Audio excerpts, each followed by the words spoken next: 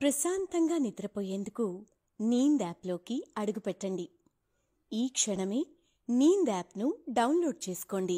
ఒత్తిడిని తగ్గించి ప్రశాంతమైన నిద్రలోకి మిమ్మల్ని తీసుకెళ్లే చక్కని కథలు, ధ్యాన పద్ధతులు, ఆహ్లాదకర సంగీతాన్ని మీరు నీంద్ యాప్లో మాత్రమే వినండి. ఇవే కాకుండా పలు రకాల స్లీప్ ప్రోడక్ట్స్ అయిన sleep gummies, milk mix, sleep tea bags గురించిన సమాచారం తెలుసుకోవచ్చు. ఈ ప్రోడక్ట్స్కి మీరు బానిస అయ్యే అవకాశమే లేదు. వీటిని వాడడం వల్ల మీకు ఎటువంటి సైడ్ ఎఫెక్ట్స్ కూడా ఉండవు. సంపూర్ణంగా నిద్రపోయేందుకు ఇవి సహకరిస్తాయి. మీ నిద్రానుభవాన్ని మరింత మెరుగుపరుస్తాయి. నమస్తే, నేను మీ హేమ.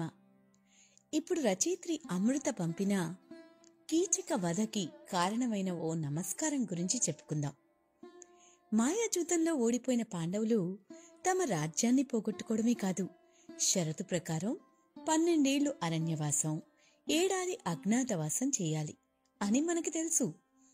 అయితే అజ్ఞాతంలో ఉన్నప్పుడు పాండవుల ఉనికి బయటపడినా మళ్లీ 12 ఏళ్ల అరణ్యవాసం చేయాల్సి ఉంటుంది.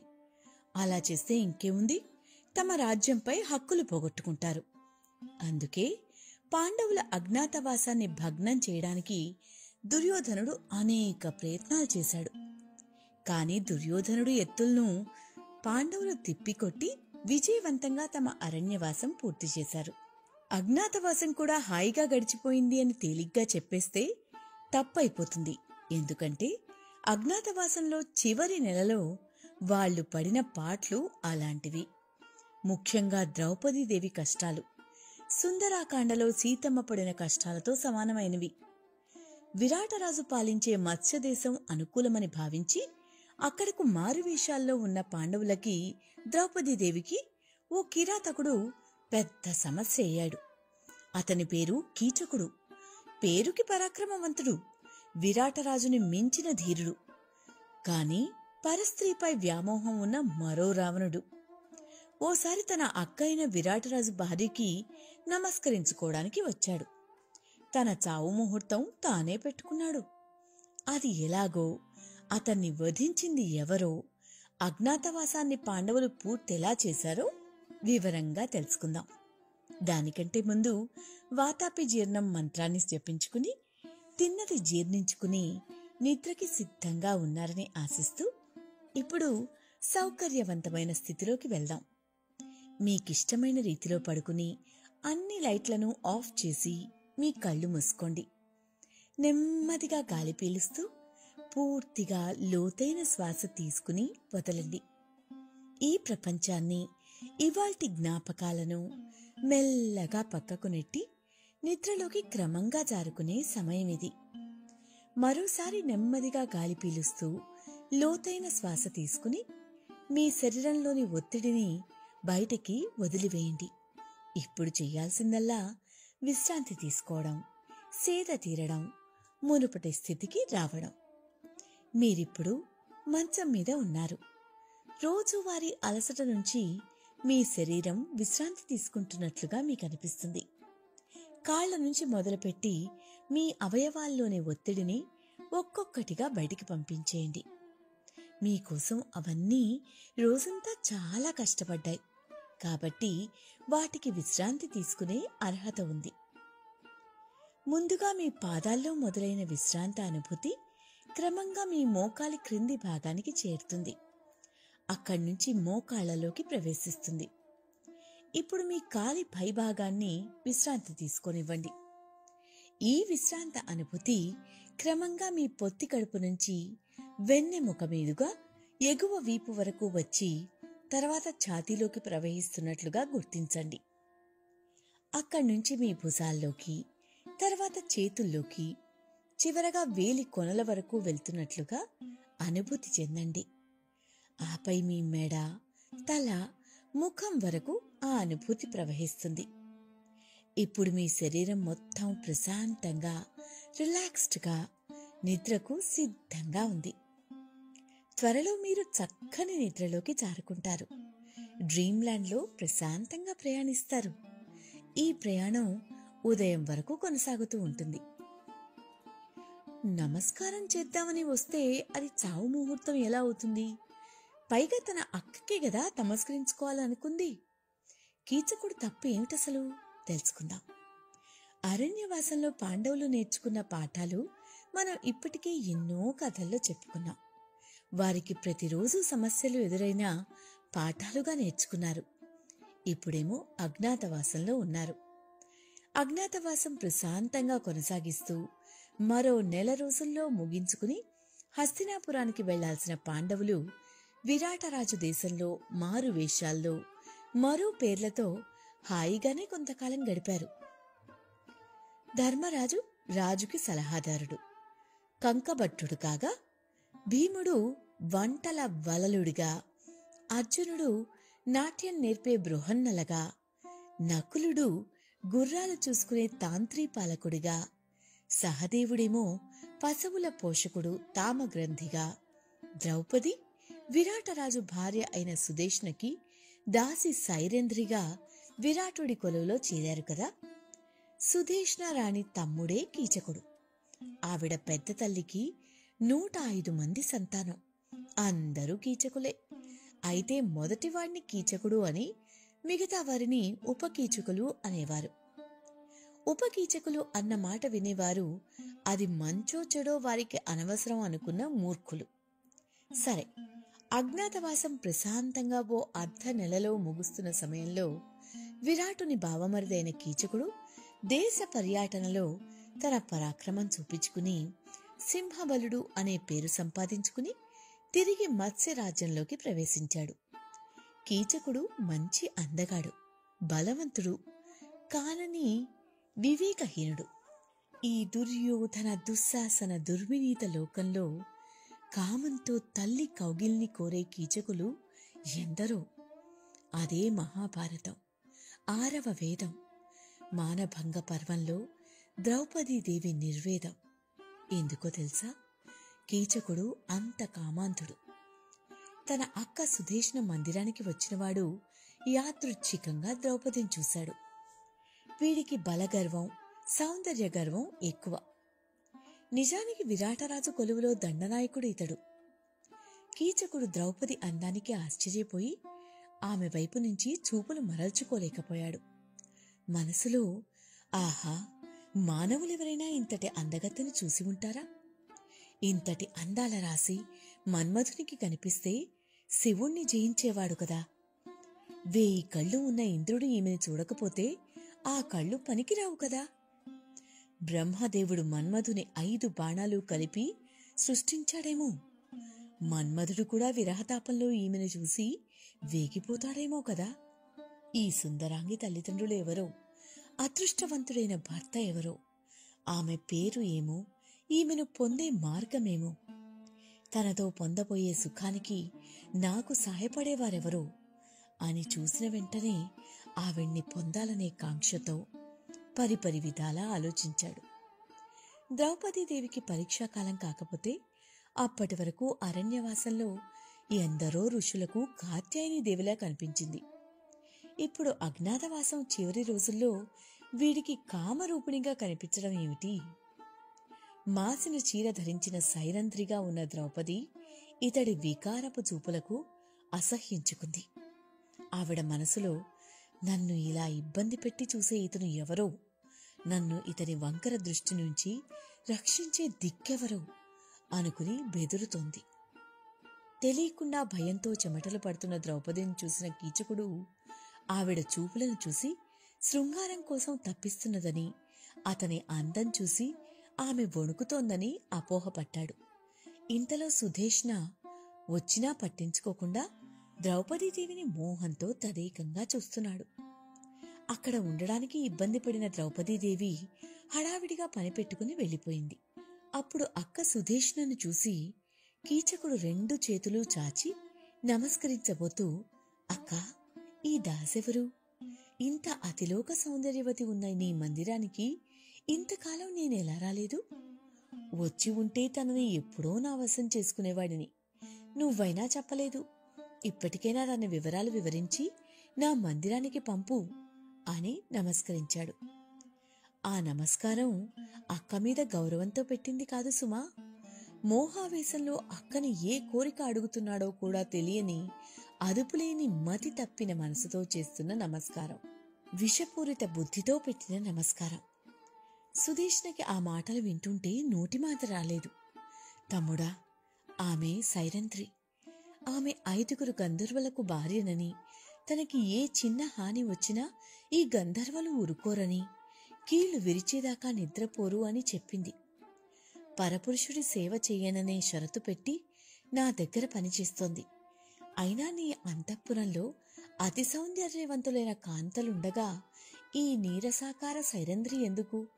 తన జోలికి వెళ్లకు అని చెప్పింది సుధేష్ణ. కీచకుడు, అక్కా, ఈ సైరంధ్రిని పోలించిన అందగత్తని ఈ భూమి మీద చూడలేదు. దేవతల లోకంలో కూడా ఉంటుందని ఎప్పుడూ వినలేదు. తనదే అతిలోక స్త్రీ సౌందర్యమేమో. ఆమె నేత్రాలు, పద్మాల వంటి కళ్ళు, ఆ కోకిల కంఠం, ఆ వంటికున్న బంగారు సొంపు నన్ను ఆకర్షిస్తున్నాయి. తనని పొందలేని నా జన్మ ఎందుకు?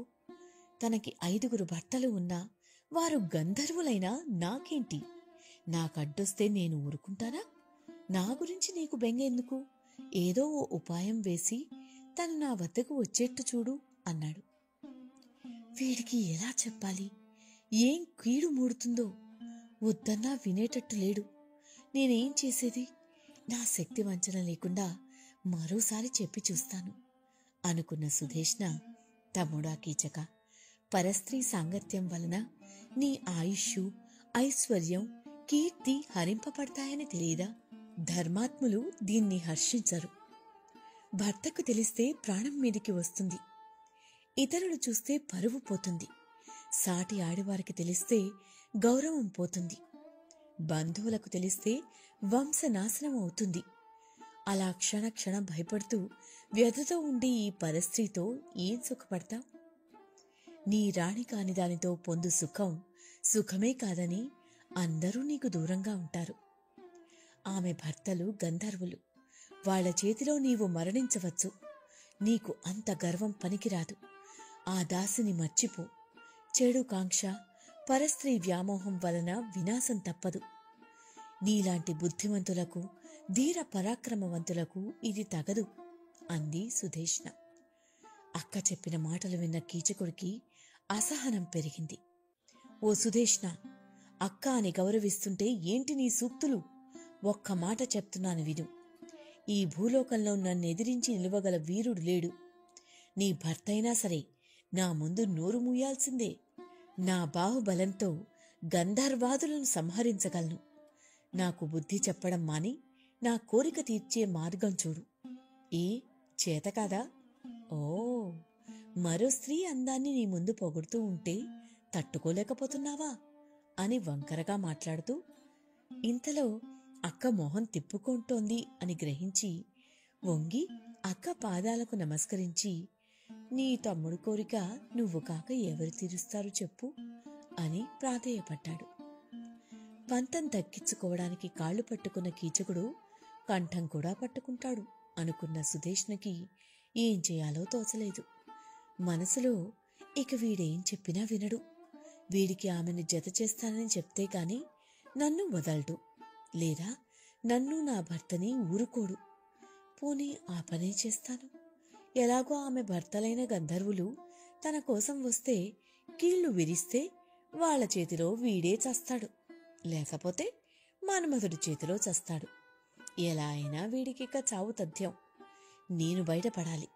నా భర్త, నా రాజ్యం క్షేమంగా ఉండాలి అనుకుని, కీచక, ఎందుకు ఆరాటపడతావు? ఆమెని నీ వద్దకు పంపుట కష్టం కాదులే. కాని నువ్విప్పుడు వెళ్ళు. సైరంధ్రిని నీ వద్దకు నేనే ఒప్పించి పంపుతాను. ఆ తర్వాత నీ ఇష్టం. ఇప్పుడు పో అని కీచకుణ్ణి పంపేసింది సుధేష్ణ. అక్కగా చక్కని బుద్ధిమాటలు చెప్పిన సుధేష్ణ కూడా చివరికి తన స్వార్థం చూసుకుంది. తన్ని నమ్ముకున్న ద్రౌపదీదేవిని కర్మానికి వదిలేసింది. అక్క మాటలు విన్న కీచకుడు సంతోషంతో తన మందిరానికి వెళ్ళాడు. విందు భోజనం సిద్ధం చేసుకున్నాడు. మధుర రసాలు ఏర్పాటు చేశాడు. పనివారందరినీ పంపించేశాడు. తన మందిరంలో ఎవరూ లేకుండా చూసుకుని అందమైన ప్రదేశంలో కూర్చుని సైరంధ్రి కోసం ఎదురు చూస్తున్నాడు. సుధీష్ణ సైరంధ్రిని పిలిచి, సైరంధ్రి, నాకు చాలా దాహంగా ఉంది. నా తమ్ముని కీచకుని ఇంట్లో రుచికరమైన మద్యం మదిర ఉంటుంది, తీసుకురా. అది తాగితేనే ఈ దాహం తీరేటట్టు ఉంది అని దాహంతో నోట మాట రాని దానిలా మాట్లాడింది. ఈ మాటలు విన్న ద్రౌపది మనసు తల్లడిల్లింది. ఆమె శరీరం నిండా చెమట పట్టింది. అమ్మా, నన్ను వదిలిపెట్టు. మదిరని తీసుకురావడానికి వేరొకరిని పంపు. నేను మీకు నీచపు పనులు చేయను అని చెప్పాను. మీ గృహం అతి నిర్మలమైందని నా భర్తలు దూరంగా ఉన్నా మిమ్మల్ని నమ్మి మీ ఇంట ఉండి మీకు సేవలు చేస్తున్నాను కదా. నా వంటి అనాథను ఇలాంటి నీచపు పనులకు పంపడం భావ్యమా అని ప్రశ్నించింది. సుధీష్ణ అనుమానం రానివ్వకుండా, సైరంధ్రి, నేను మనసుపడి తాగాలని మద్యం తేవడానికి నిన్ను పంపుతున్నాను. ఇందుకు నీచజాతి వారిని పంపగలనా? మన స్నేహం ఇంతేనా? అయినా పంపేది నా తమ్ముడి దగ్గరికి. తేడా జరిగితే నీ భర్తలు రానే వస్తారు. నీకెందుకు భయం అని ద్రౌపదీదేవికి మరో మాట మాట్లాడే అవకాశం లేకుండా పంపించింది.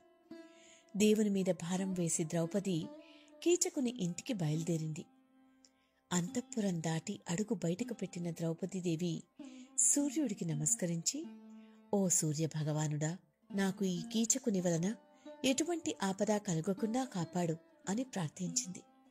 సూర్యుడు కరుణించి ద్రౌపదికి రక్షణగా ఆవిడికి తెలియకుండా ఒక రాక్షసుణ్ణి ఆవిడికి నీడగా పంపాడు. అతడు అదృశ్య రూపంలో ద్రౌపదీదేవి వెన్నంటే నడుస్తున్నాడు. ద్రౌపది తడపడే అడుగులతో కీచకుని మందిరంలోకి ప్రవేశించింది. కీచకుడు ఆవిడ రాక కోసమే ఎదురు చూస్తున్నాడు. ద్రౌపది కీచకుడితో, మా దేవి తృష్ణ తీరడానికి మదిర తీసుకురమ్మంది. త్వరగా మదిరను ఇవ్వండి అంది.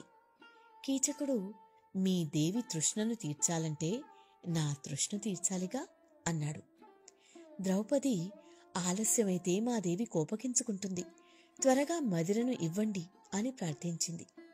కీచకుడు, మద్యం వేరే వాళ్లతో పంపుతాను గాని నీవు నా తాపాన్ని పోగొట్టు. నిన్ను నా రాణిగా చేసుకుంటాను. అపారమైన మణిభూషణాలు, విలాస గృహాలు సమర్పిస్తాను.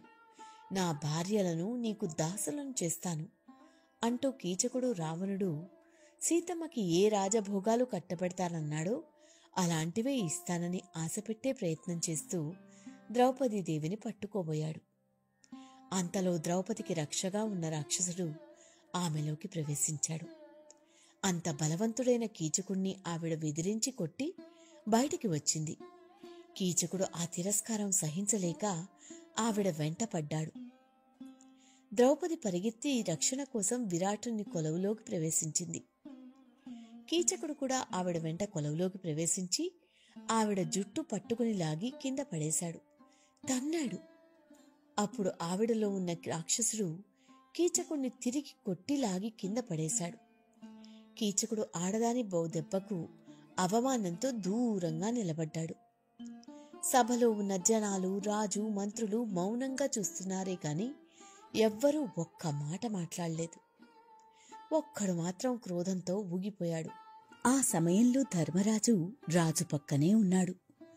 కొలువు కుటంలో ఉన్న భీముడు మాత్రమే ఆగ్రహంతో ఊగిపోయి కండలు అదిరిపోతున్న ఆవేశంతో పళ్ళు కొరుకుతూ లేచి నిలబడి ఒక్క క్షణం తమ అజ్ఞాతవాస విషయం మరిచి కీచకునిపైన పట్టరాని కోపంతో అతని పక్కన ఉన్న వృక్షాన్ని చూసి, ఆ తర్వాత రాజుని చూసి, తర్వాత అన్నగారి వైపు చూస్తూ ఉన్నాడు. అంటే, అన్నా, ఆజ్ఞ ఇస్తే ఆ చెట్టుని పీకి పక్కన ఉన్న కీచకుణ్ణి చంపి చేతకాని దద్దమ్మ అయిన ఈ విరాటరాజుని కొట్టి చంపుతాను అని ధర్మరాజుతో సైగ చేశాడన్నమాట. ధర్మజుడు భీముణ్ణి కనుసైగతో వద్దని ఆపాడు. భీముడి ఆవేశం తగ్గట్లేదు అని గ్రహించాడు. ధర్మరాజు విరాటునితో, మహారాజా, మన వంటవాడు వలలుడు ఎక్కడ చూశాడో కాని వంట చెరకు కోసం వేరు వృక్షాలు లేవా? ఫలపుష్పాదులతో ఉండి నలుగురికి నీడనిచ్చే వృక్షాన్ని వంట చెరకు కోసం ఖండించడం తగునా అన్నాడు. అంటే మనకి నీడని ఇచ్చే వృక్షం లాంటి రాజుని చంపడం తగునా అని భీముణ్ణి ఉద్దేశించి అన్నాడన్నమాట. అన్న మాట మీద గౌరవంతో కోపాన్ని క్షణంలో అణుచుకుని కూర్చున్నాడు భీముడు. భీముని కోపం గ్రహించిన ద్రౌపది సంతోషించింది. కాని ధర్మరాజు మాటలు విని భీముడు కోపం తగ్గించుకున్నాడని ఆ క్షణం సహించలేకపోయింది. సాయం రావాల్సిన భర్తే శాంతించమని చెప్పడం ఏమిటో ఆ నిమిషంలో ఆవిడికి అర్థం కాలేదు. ధర్మరాజు మీద కోపం తెచ్చుకుంది. కాని అజ్ఞాతవాసంలో నేరుగా భర్తలతో మాట్లాడకూడదు కదా. అందుకే ద్రౌపది విరాటరాజుతో, రాజా, ధర్మధర్మాలు తెలిసినవాడు ఒకడు, శత్రువులను అవలీలగా గుద్ది చంపగలిగేవాడు ఒకడు, ధనుర్విద్య తెలిసినవాడు ఒకడు, పశుపక్షుల క్షేమం చూసుకునేవారు. ఈ నిండు సభలో కోలు ఉన్నా ఎవ్వరూ మాట్లాడలేరా? నేను ఎవరికి చెప్పుకోవాలి? గంధర్వులు అయిన నా 5 భర్తల తర్వాత ఏదో చేస్తారని ఎదురుచూడాలా? ఇప్పుడు ఈ కీచకుణ్ణి శిక్షించేవాడు, కనీసం మందలించేవాడే లేడా? ఇక సామాన్యమైన స్త్రీలకు రక్షణ ఏది? ఈ విరాటరాజు కొలువులో స్త్రీకి అవమానం జరుగుతుంటే చేతకాని అసహనంతో తలదించుకుపోవాల్సిందేనా? ఎవరికీ కరుణ లేదా? ధర్మరక్షణ చేయవలసిన రాజే ఇలా మౌనం పాటించడం భావ్యమా అని సూటిగా కొలువులో ఉన్నవారిని, రాజుని ప్రశ్నించినా ఆ ప్రశ్నలు ధర్మరాజుని, తన భర్తలకి ఉద్దేశించినవి. కీచకుడు కన్నెర్ర చేసి చూస్తున్నాడు. కాని అప్పటికే విరాటరాజు చేతకానితనం ప్రపంచానికి తెలిసింది. ఇదే ఆడది ఓ నిండు సభలో అవమానపడుతుంటే చీర సాయం చేశాడు ఆపద్బాంధవుడు. ఈరోజు మరో నిండు సభలో అదే ఆడదానికి మళ్లీ అవమానం జరుగుతోంది. ఆవిడ ప్రశ్నలకి సమాధానం లేని రాజు ఏదో ఒకటి మాట్లాడాలి అని, కీచక, ఈ ఆడదాని మాటలు పట్టించుకోకు, నీ మందిరానికి పో, నీకు కోపం తగదు అని కీచకుడు వైపు మాట్లాడి అతన్ని అక్కడ్నుంచి ఎలాగో వెళ్ళిపోమ్మన్నాడు. లోలోపల, నేను ఎలాగో ఈ కీచకుణ్ణి ఎదుర్కోలేను, నిజంగా ఈవిడ భర్తలు గంధర్వులైతే వాళ్లే వాడి సంగతి చూసుకుంటారు అనుకుని కీచకుణ్ణి పంపేసి తన కొలువుని శుభ్రం చేసుకున్నాడు. తన భార్య సుధేష్ణలాగానే తన స్వార్థం చూసుకున్నాడు. కీచకుడు తన మందిరానికి వెళ్ళాడు. రాజుగా ఉన్న విరాటరాజు కీచకుడికి భయపడే తక్కువ రాజు అని ఆ రోజు ప్రపంచానికి తెలిసిపోయింది. రాజుకి మరోవైపు సైరంధ్రి ఇంకా తనని ఏ ప్రశ్న వేస్తుందో అని భయం వేసి మౌనంగా ఉన్నాడు. కొలువులో ఉన్నవారు కూడా కీచకుడికి ఎదురు చెప్పలేనివారే. ఆ విషయం ఒప్పుకుని చేతకానితనాన్ని చూపించుకోలేరు, అలా అని సైరంధ్రికి న్యాయమూ చేయలేరు. కాబట్టి మౌనం పాటించారు. ద్రౌపది, భీముడు, ధర్మరాజు సమాధానం కోసం చూస్తున్నారు. రాజు చేతకాని పనికిమాలిన తనం చూసి కలత చెందిన మనసుతో ధర్మరాజు ఇక భర్తలుగా తామే సమయం చూసుకుని రహస్యంగా న్యాయం చెయ్యాలని గ్రహించి ద్రౌపదిని చూసి ధర్మం మాట్లాడడానికి చెమట పట్టి ఆవిడని సభ నుంచి వెళ్లేలా చెయ్యాలని, సైరంధ్రి, నీకు న్యాయం జరుగుతుంది, నువ్వు రాణిగారి అంతఃపురానికి వెళ్ళు, నీకు జరిగిన అవమానానికి నీ భర్తలు మాత్రం ఊరుకుంటారా? వారిది అవమానం కాదా? కాని ఇది సమయం కాదని ఊరుకుని ఉంటారు. ఇక్కడ ఇంకా నిందించడం తగదు. కులస్త్రీ నిండు సభలో మాట్లాడ్డం భావ్యమా అన్నాడు. కాని ద్రౌపది అక్కడి నుండి కదల్లేకపోయింది. ఏదో మాట్లాడాలని ప్రయత్నిస్తుంటే ధర్మరాజు, ఓ సైరంధ్రి, ఏమిటిది? 10 మందిలో నాట్యకత్తలా నిలబడ్డావు? కులస్త్రీలకు ఇది తగదు, పొమ్మన్నాను కదా అన్నాడు. నిజానికి ఆవిడ ఇంకేం ప్రశ్నించినా చెప్పేందుకు ధర్మరాజు దగ్గర కూడా సమాధానం లేదు. ద్రౌపది రోషంగా తల ఎత్తి ధర్మరాజును చూసి, ఓ కంకబట్ట, నేను కులస్త్రీనని గుర్తు చేశావెందుకయ్యా? నాకు తెలియదా? నర్తకిని అని పోలికలు ఎందుకు? అయినా నా భర్తల్లో ఒకడు నర్తకుడులే, కనుక నేను నర్తకిని. మరో భర్త జూదరి కూడా.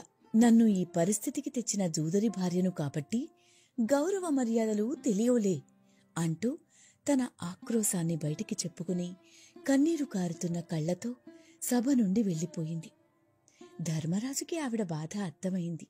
కాని ఏం చేయగలడు? భంగపడిన భార్య ఊగిపోతున్న భీముడు.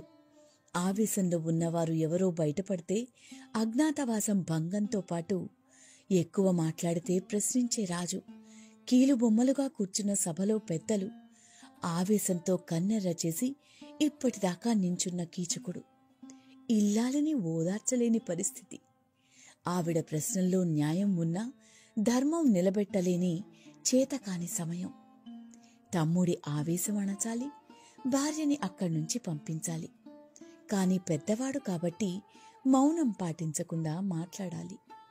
అందుకే ఆవిడని రెచ్చగొట్టి అక్కడ్నుంచి వెళ్లేలా చేశాడు. తన భర్తలు ఉన్నారని, చూసుకుంటారని భరోసా ఇచ్చాడు. కాని ద్రౌపది వాక్కుకి ఆవిడికి రాజు న్యాయం చెయ్యలేదు కాబట్టి గంధర్వులు వస్తారని అర్థమయ్యింది సభలోని వారికి. ఎవరికి వారు మాకెందుకు అనుకున్నారు. ఎవరు కలుగు చేసుకుంటే ఎవరికి ఏ ముప్పు వస్తుందోనని తలలు దించుకుని పట్టనట్టు ఉన్నా వారికి భయం మొదలైంది. 5 భర్తలున్న తనను ఆ సమయంలో ఎవరు కాపాడారు? సమర్థత ఉన్న భర్తలున్న ఆ సభలో ఎవరికి వారే అయ్యారు. ప్రశ్నించిన ఆడదానికి సమాధానం ఎవ్వరి నుంచి రాలేదు.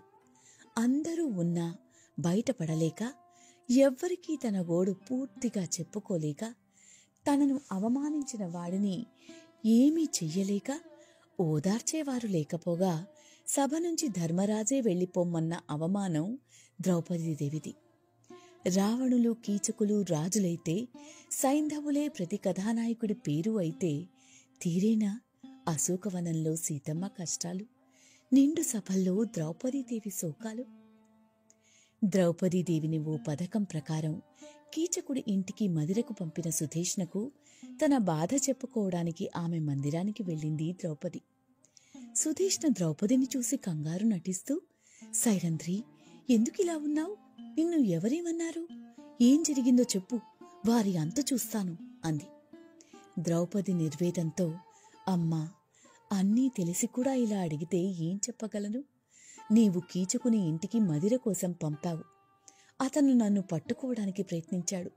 నేను పరిగెత్తాను. నన్ను వెంబడించి నా జుట్టు పట్టుకుని సభలో కొట్టాడు. నీ భర్త చూస్తూ ఉండిపోయాడు. ఇంకా ఏం చెప్పను అంది. సుధేష్ణ ద్రౌపదితో, ద్రౌపది, విచారించకు, నేను ఆ కీచకుణ్ణి దండిస్తాను అని మరో అబద్ధమాడి ఓదార్చే ప్రయత్నం చేసింది. ద్రౌపది సుధేష్ణతో, అమ్మా, తమరంతగా చింతించక్కర్లేదు. నా భర్తలైన 5 గంధర్వులు కీచకునిపై పగ తీర్చుకుంటారులే అని పలికింది. ఆ మాటలు విన్న సుధేష్ణ భయభ్రాంతురాలైంది. ఆ రాత్రి ద్రౌపదీదేవి మనసులో, కీచకుడు మహాబలవంతుడు, అతడిని చంపగలిగిన సామర్థ్యం భీమునికి మాత్రమే ఉంది. అతను ఆవేశం ఎలా ఉందో అని అందరూ నిద్రపోతున్న సమయంలో భీముడి వద్దకు వెళ్ళింది. హాయిగా నిద్రపోతున్న భీముణ్ణి చూసి, ఆహా, నీ భార్యని అవమానించిన కీచకుడి పని పట్టకుండా హాయిగా నిద్రపోతున్నావా? అన్నగారు ఇది తగిన సమయం కాదని చెప్పాడనా అనుకుంటూ భీముణ్ణి తట్టి లేపింది. భీముడు ఉలిక్కిపడుతూ నిద్రలేచి, ద్రౌపది, ఏమిటింత పొద్దుపోయొచ్చావు? ఎవరూ చూడకుండా వచ్చావు కదా అని అడిగాడు. ద్రౌపది, అన్నీ తెలిసి నన్ను అడుగుతారేమిటి? నా గోడు ఎవరితో చెప్పుకోను. ఎవరూ చూడకుండానే వచ్చాను. చూసినా ఏమి చేయగలరు? నిండు సభలో మూగిపోయిన గొంతులు ఇప్పుడు మంజీత కావ్యాలు పలుకుతాయా? అసలు నీకు గౌతమీ నదిలా పొంగే నా కన్నీరు కనిపించట్లేదా?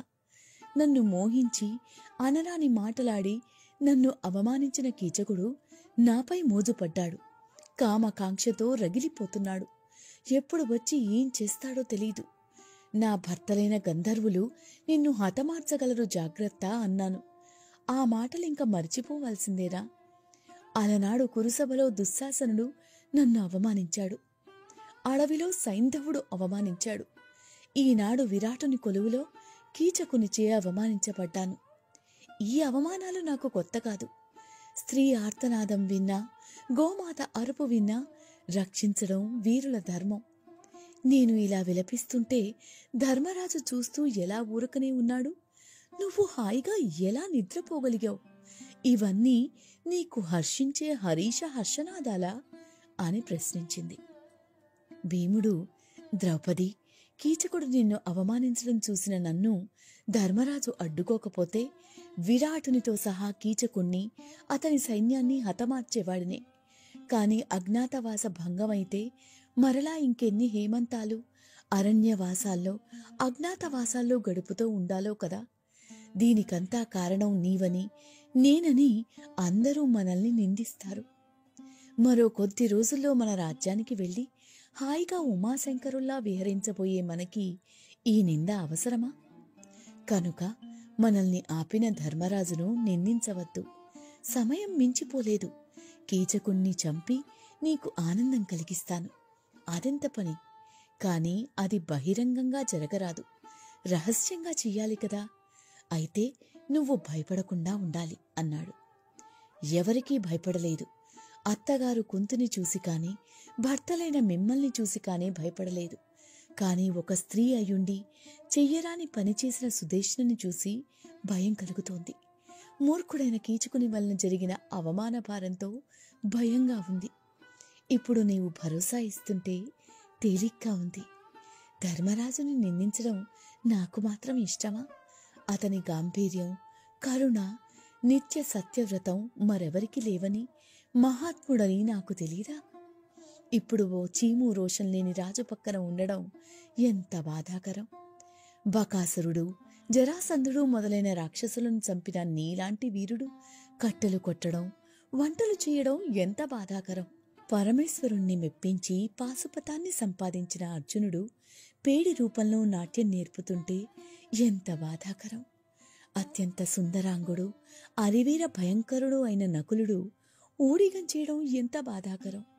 సుకుమారుడైన సహదేవుడు పశువులను మేపుతుంటే అది ఎంత బాధాకరం. నిత్యం చేతులు కాయలు కాసేలా సుదేష్ణకి గంధం ఆరగా తీస్తున్నా మీ అందరి గురించి తలుచుకుని బాధతో రగిలిపోతూనే ఉన్నాను. భీమసేన, ఈరోజు జరిగిన దాని తర్వాత నా బాధ రెట్టింపయ్యింది.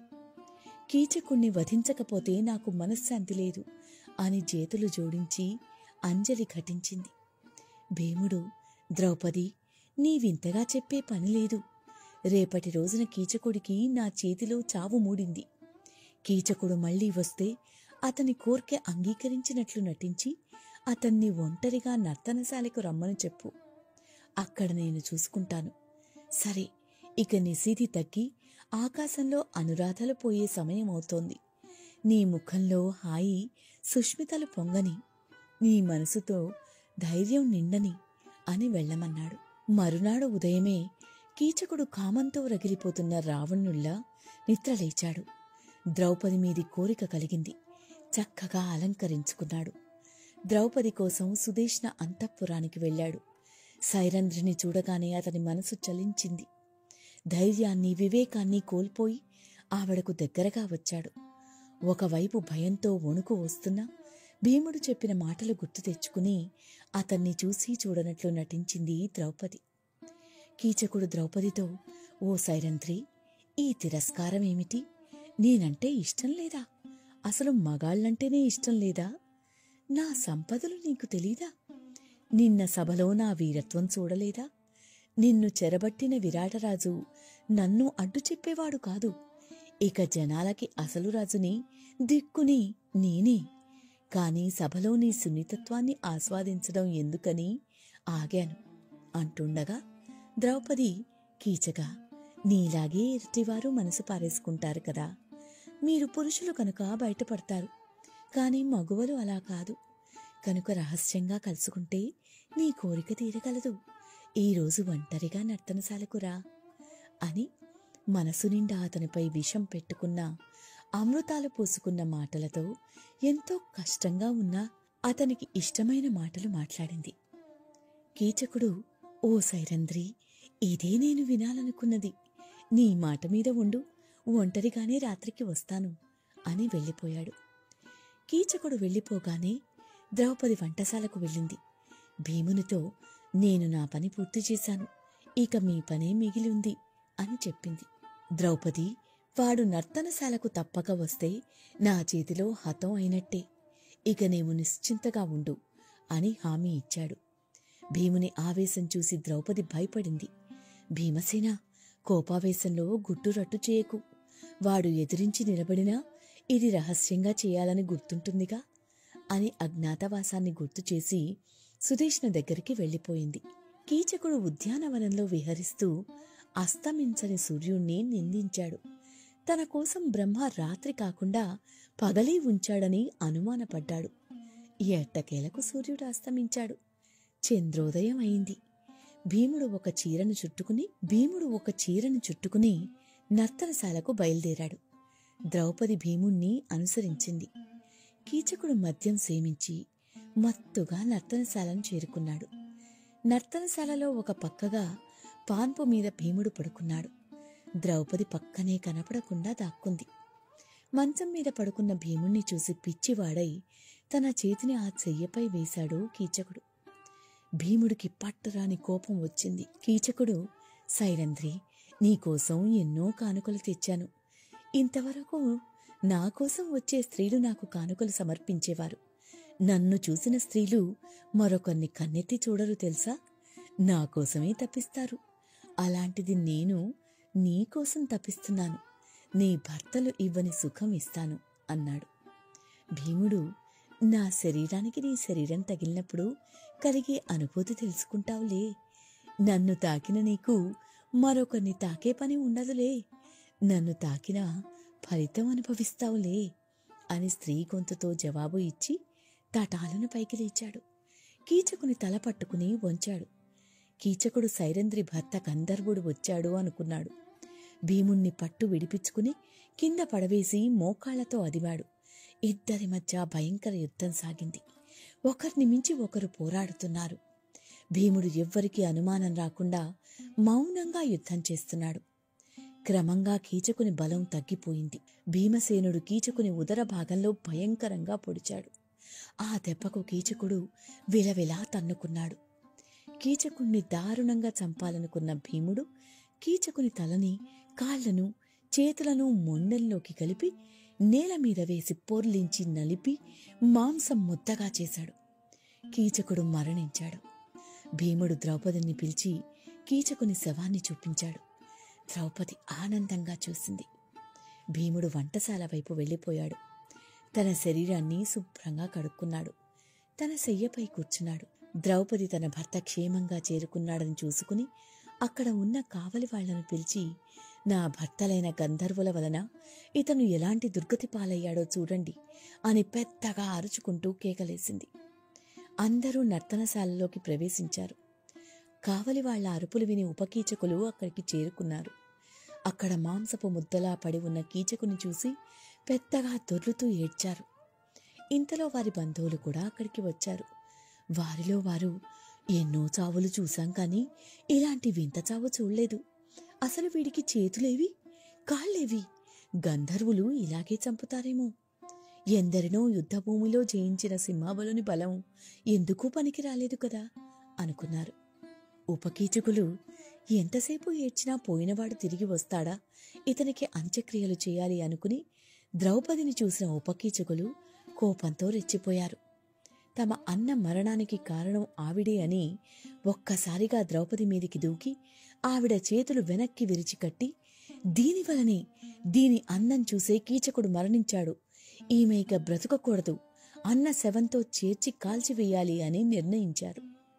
తమ నిర్ణయాన్ని విరాటరాజుకు తెలిపి అతని అనుమతి తీసుకోవడానికి వెళ్లారు. అప్పటికే కీచకుని మరణవార్త విన్న విరాటుడు దిగ్భ్రాంతితో కూర్చుని ఉన్నాడు. జయ, జయంత, విజయ, జయత్సేన, జయద్బల, నన్ను ఈ దుర్మార్గులు కీచకుని శవంతో కట్టి దహనం చేయడానికి తీసుకుపోతున్నారు, రక్షించండి అని తన రక్షణ కోసం పెద్దగా ఏడుస్తూ పాండవులను పిలిచింది ద్రౌపది. కేకలు భీముణ్ణి చేరాయి. భీముడు ఆగ్రహుడై వారికంటే ముందుగా శ్మశానం చేరుకుని ఒక పెద్ద చెట్టును మొదలంటా పెకిలించి భుజంపై పెట్టుకుని ఉపకీచకుల రాకకై ఎదురుచూస్తున్నాడు. శ్మశానం చేరుకున్న ఉపకీచకులు భయంకరాకారంతో నిలబడి ఉన్న భీముణ్ణి చూసి గంధర్వుడు వచ్చాడనుకుని భయపడి శవాన్ని అక్కడే వదిలి పారిపోయారు. భీముడు వారిని తరిమి తరిమి కొట్టి సంహరించాడు.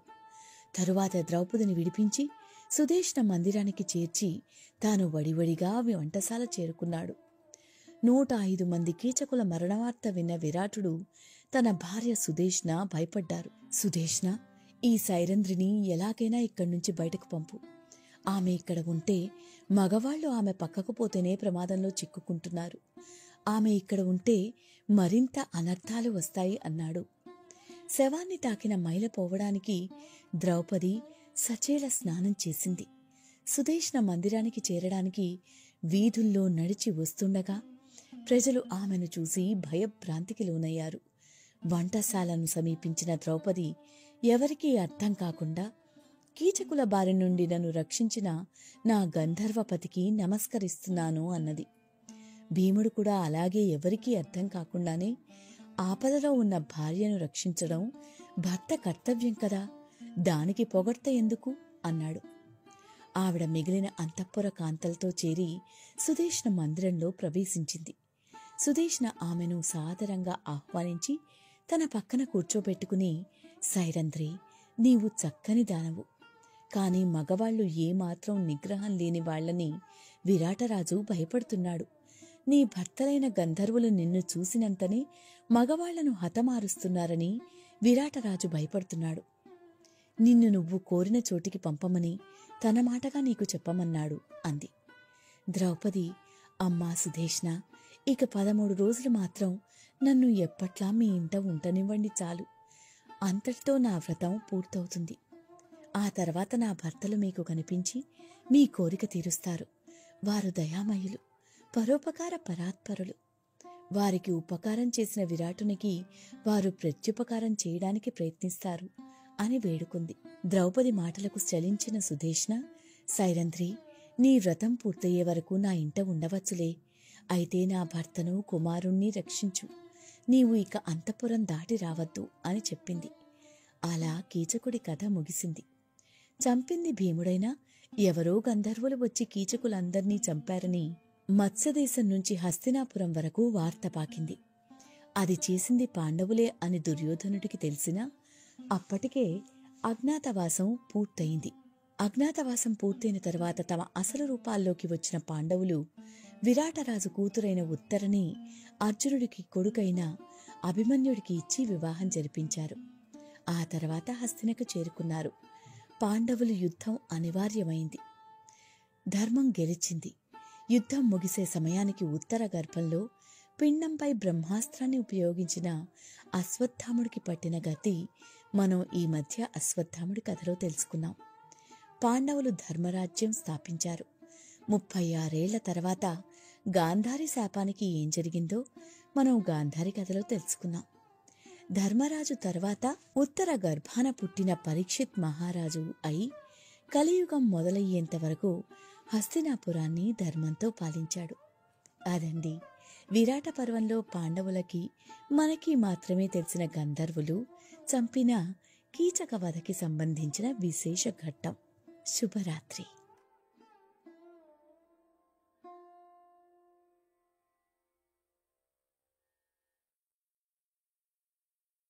ప్రశాంతంగా నిద్రపోయేందుకు నీంద్ యాప్లోకి అడుగుపెట్టండి. ఈ క్షణమే నీంద్ యాప్ను డౌన్లోడ్ చేసుకోండి. ఒత్తిడిని తగ్గించి ప్రశాంతమైన నిద్రలోకి మిమ్మల్ని తీసుకెళ్లే చక్కని కథలు, ధ్యాన పద్ధతులు, ఆహ్లాదకర సంగీతాన్ని మీరు నీంద్ యాప్లో మాత్రమే వినండి. ఇవే కాకుండా పలు రకాల స్లీప్ ప్రోడక్ట్స్ అయిన sleep gummies, milk mix, sleep tea bags గురించిన సమాచారం తెలుసుకోవచ్చు.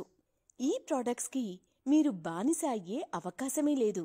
వీటిని వాడడం వల్ల మీకు ఎటువంటి సైడ్ ఎఫెక్ట్స్ కూడా ఉండవు. సంపూర్ణంగా నిద్రపోయేందుకు ఇవి సహకరిస్తాయి.